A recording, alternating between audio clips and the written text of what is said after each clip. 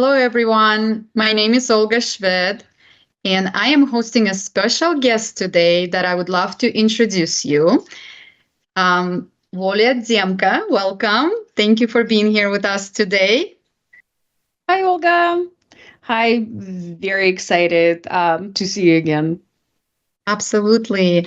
Volya is the founder of a vocal folk group called Volya, an independent arts organization which collects, preserves, researches, and popularizes folk songs and authentic folk costumes of Belarus and Ukraine. And she is an accomplished documentary film director. Her documentary, The Song of Old Europe, about ancient Belarusian folk songs, won numerous international film awards and accolades. On May 20th, you have announced the release of the brand new album called Where the Year Begins, featuring hurdy-gurdy and violin instrumentation of traditional vocal numbers. This is really exciting event, and I know you've been working so hard on this. Tell us more about the release. Yes, about the release. So, just a note, the group Volya is not named because of me, but because in Belarusian, Volya means freedom. So, it's kind of a playful wordplay. And again, I was not even the one who suggested to name the group like that. My girls who sing with me, they decided that that would be a very fitting name to name our uh, group Freedom. And I was kind of opposed of it. And they told me, if you can come up with something better, we'll accept it. And I couldn't. So we are Freedom. And for quite some times, unfortunately, we had to take a break. From recording and from researching our Belarusian folk songs. But about a year ago, I have acquired new voices, new girls, and we kind of received this second chance in life. Пайшов котик у лясок, знайшов котик поясок. Приди повечерять, будешь у нас ночевать.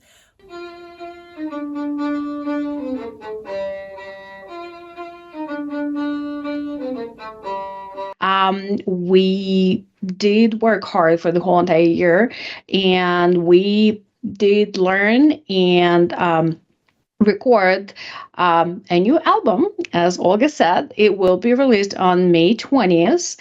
And because we are specialized in ancient Belarusian folk songs, it's going to be filled with ancient Belarusian folk songs. And this particular album, we do feature Belarusian hurdy-gurdy, which my friend, the renowned artist Sergei Dogusho, helped us record for the tracks. And then, of course, we're going to have violin, which is played by our very long-time member, Raya. And also, one of the features of this album is that we are performing not only songs, but we filled it with dances. So if you want to have a Belarusian dancing party, that's the album for you. It's amazing. And that sounds so much fun. I can't wait to see it and to hear all the beautiful musicians and voices. Tell us, where can we find this album after it's going to be released? So, right now, it's also available for pre-order and pre-release. The link for the digital download and will be on our website, which is volya.weebly.com, spelled Volya, Weebly, WEEBLY.com. And the release link, of course, is like on the main landing page. You won't miss it. Click on it, and it will take you to the distribution website. And after the 20th, it's also going to be available on all streaming platforms. So it's on Spotify, on YouTube, on Apple Music, pretty much everywhere. So exciting. Congratulations from the bottom of my heart to you and your entire team on this upcoming release. Your Slavic folk costume collection is truly unique too. I personally witnessed and participated in multiple events with you. You presented it at many charity and fashion events, such as Compassion with Fashion, Rise with Ukraine, Metropolitan Fashion Week in Los Angeles, where we traveled together as well, supporting the humanitarian efforts of You Are the Angel and other nonprofit organizations. The collection will be showcased at the North America Fashion Week this coming June 1st at Hyatt Regency, Lake Washington, Renton. I heard that you gave some of those dresses special names, and tell us a little more about it and what's the stories behind these rare, authentic costumes.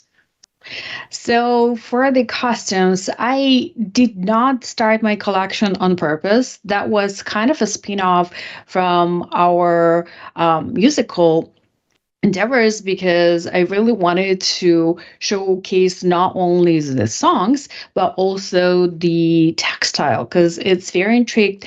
It's all handmade, it's all hand sewn, it's whole hand embroidered, and I'm really fascinated with historical fashion, as you can guess. So I started collecting costumes for us to perform during our concerts. And then that kind of, I found one of the shirts, the Belarusian shirts that was sold on eBay, unfortunately was labeled as Russian dress. However, I know that it was not. I contacted the seller and he confirmed that yes, it was from Vietka region. It was from his grandma. So we acquired that one. That was the first shirt that we've ever bought.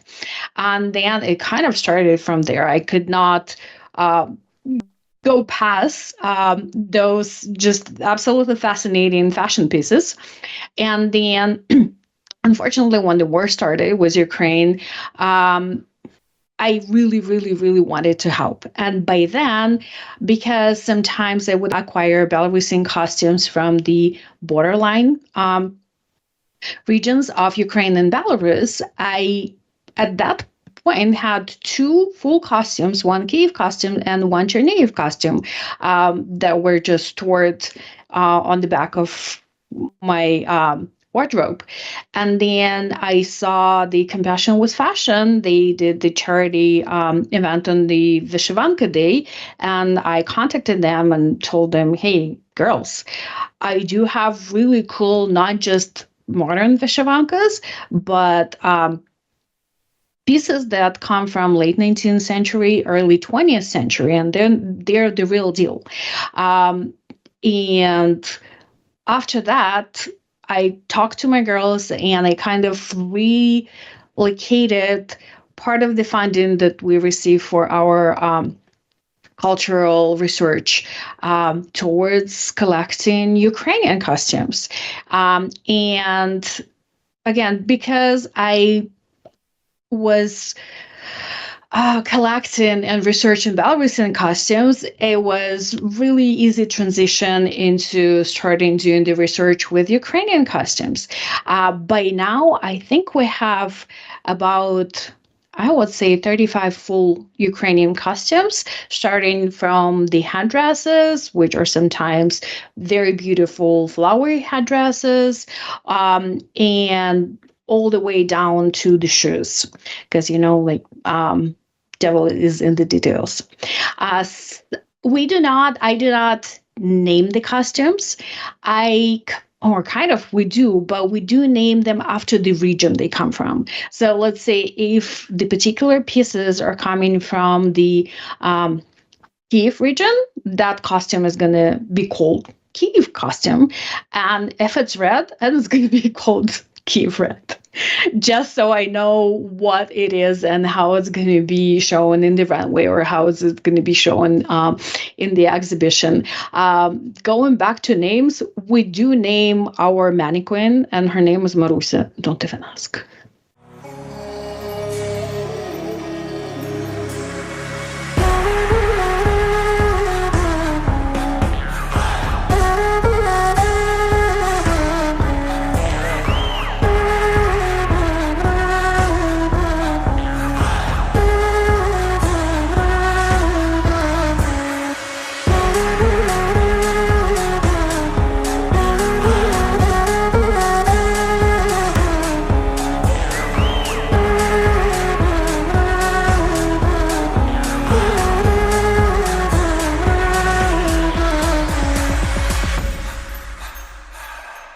Доброго вечора, ми з України.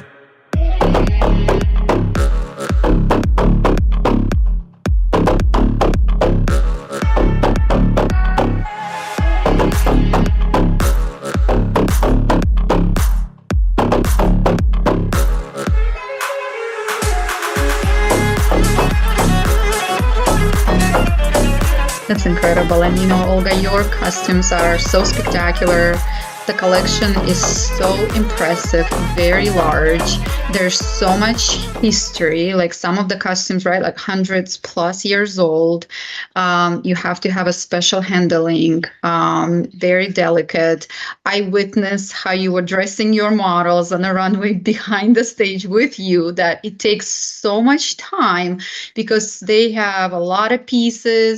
It's like a puzzle that needs to be put together, and you have all this knowledge, you have all this impressive information, and just years of research that is just incredible to witness. I'm personally from Belarus, and I don't even know the fraction of it, and I'm kind of shame on it, but I'm just declaring it here because there is certain things that I do know, but the amount of history and love for your ancestors, for your country, for your culture, for your history is just beyond the words. And we will make sure to include some clips from impressive fashion shows.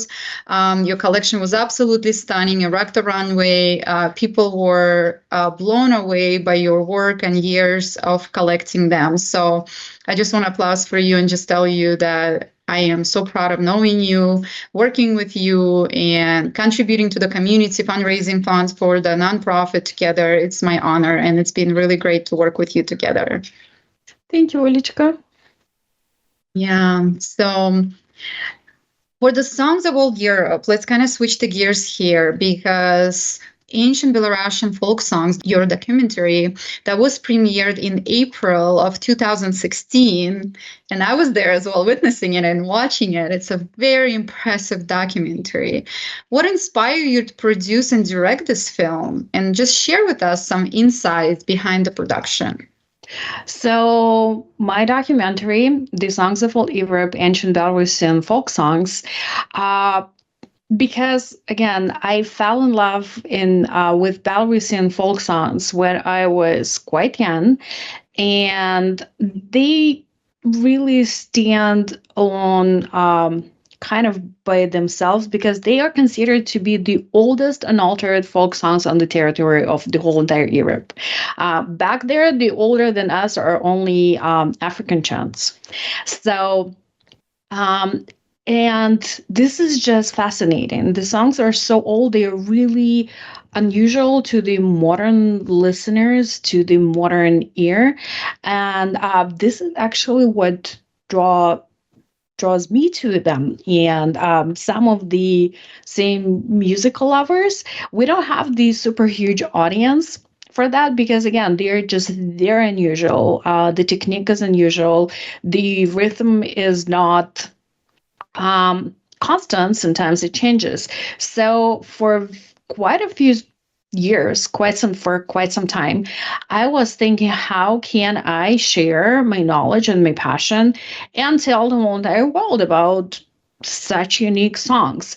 And that's on one hand, and on another hand, we still in Belarus for now. Now very few of them are still alive, but when I was recording the documentary, the carriers of traditions, the singers were still alive, and they were singing those songs that they learned from, let's say, their grandmas, and their grandmas learned them from their grandmas. So this is kind of like a 1,000-year-old generational chain, and because of that, I'm at some point just got like a sparkle in my head that what is the media that everybody loves? Of course, it's a film. So I went back to Belarus on an ethnographic journey. It was absolutely packed. I was working for 20 hours per day. I went to the very remote villages where the babushkas, or old ladies that are singing those songs, still live. I recorded them, and of course, after that, it took years, unfortunately, to finalize and produce and release the documentary. But again, I hope you can watch it and you can share my passion. And the movie is released. It is available on DVD if you still have DVDs, but I have like literally few of the DVDs left. It also available on the Amazon for streaming in English, and it is available on YouTube for viewing by in Belarusian. So there are many sources where you can find it. And again, the documentary itself, you can go to the volya.weebly.com, scroll down, and it's going to be right there. It's a big picture. You won't miss it. Click on it, and then it will take you to all the possible ways how you can watch it. Thank you for sharing. And you know what? I'm just realizing that I don't think I own a copy. So I definitely would love to take one of those copies that you still have. Just because I think all your hard work is paying off. Imagine of all this incredible information just to pass on to our generations, to our children and the children of our children. The amount of work that you've done and the history and research is just beyond measured. And, our kids were born in the US, right? But their roots are still in Europe. And I think it's just such an incredible work that they could also learn where their parents and grandparents came from. So I definitely would love to own a copy of it. So thank you for sharing all those details. And I appreciate, again, everything you done for the Belarusian culture and the history.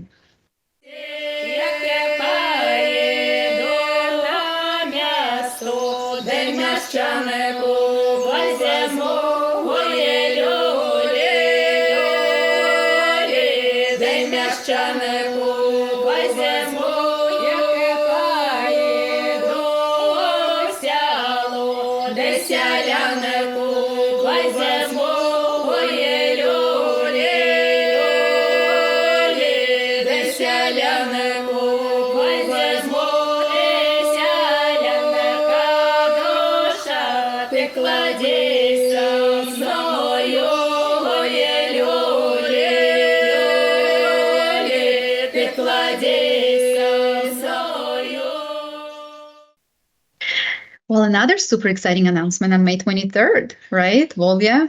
Yep. West Folklife Festival in Seattle Center. Tell us a little more about it. What sets this year program aside from your previous performances, and especially in the light of your latest album release, and just kind of tell people who are from Seattle, Washington, or surrounding areas, or who are traveling on May 23rd, which is just around the corner, how they can find it, the information about this upcoming event.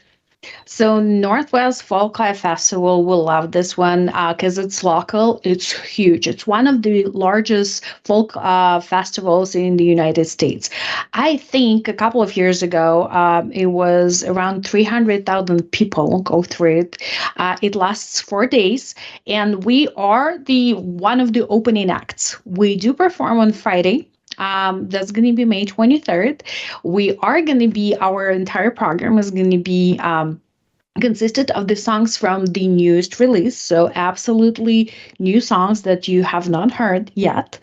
And I think just because we're opening act, we've been given a slot for almost an hour. And in order for us to make it interesting, we will incorporate dances into our program. So if you come, please come, support Belarusian culture. You will be able not only to hear the ancient Belarusian songs live, which is really a rare occasion because we do sing loud. And normally when you listen to us on the in the earphones, I don't think it's healthy to listen at the levels that we are actually performing.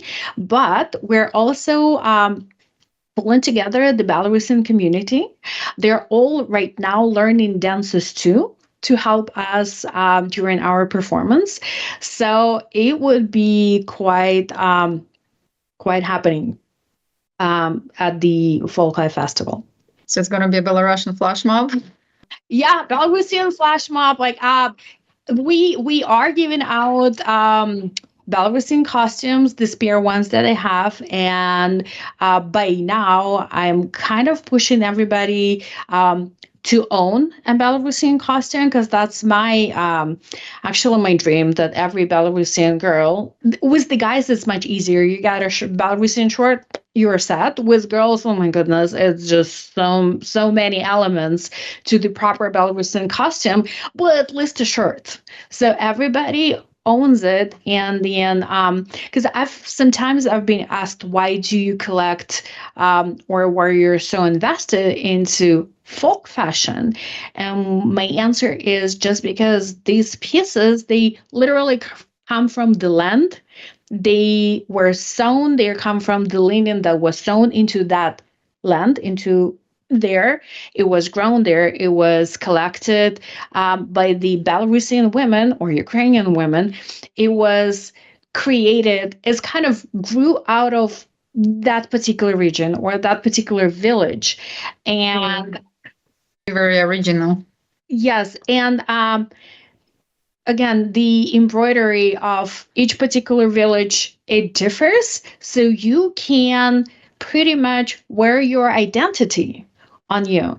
And let's say we do have a huge Swedish community here in Seattle, and at the festivals or farmers market, when you see a woman wearing Swedish costume, you can tell that it is Swedish lady from like a mile away.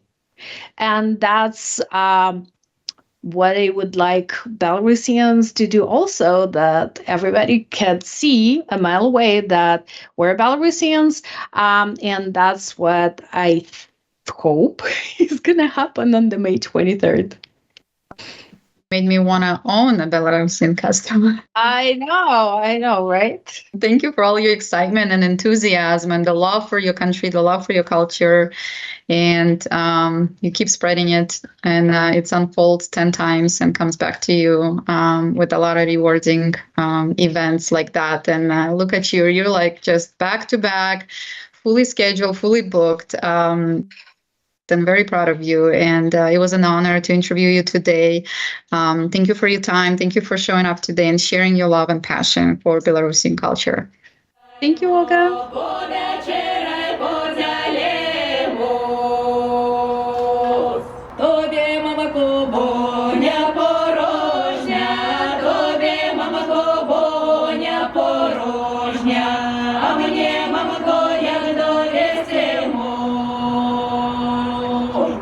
Тобі, мама, коні.